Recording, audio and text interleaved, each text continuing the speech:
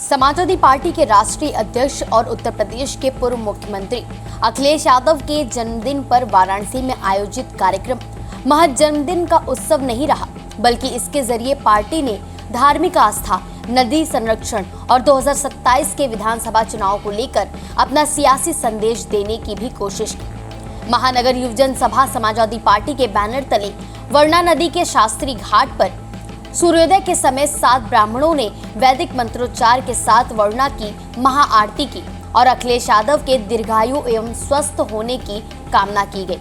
कार्यक्रम के दौरान अखिलेश यादव का बड़ा कटआउट लगाकर उन्हें दूध से अभिषेक किया गया और उन्हें वर्णा नदी के भगीरथ के रूप में प्रस्तुत किया गया। साथ ही पार्टी कार्यकर्ताओं ने 2027 विधानसभा चुनाव में पीडीए फॉर्मूले को मजबूत करते हुए अखिलेश यादव को दोबारा मुख्यमंत्री बनाने का संकल्प भी दोहराया।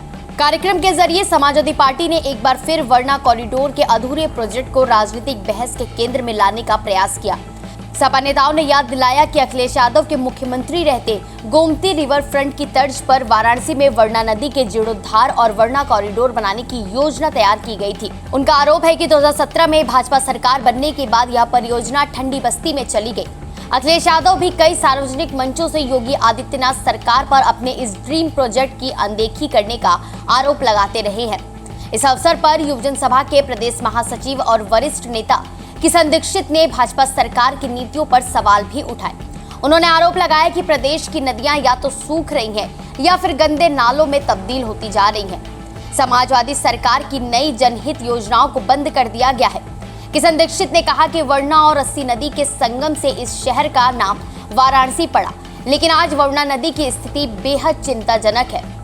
महाआरती के दौरान सबसे ज्यादा चर्चा उन तख्तियों की रही जिन पर वर्णा नदी की पीड़ा और राजनीतिक संदेश एक साथ दिखलाई दिया।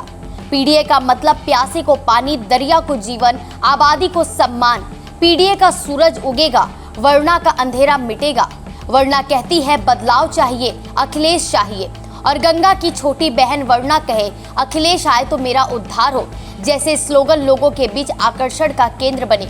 इन नारों के जरिए एक और नदी संरक्षण का मुद्दा उठाया गया तो दूसरी ओर उन्हें 2027 के चुनावी अभियान से जोड़ने की भी कोशिश साफ नजर आई।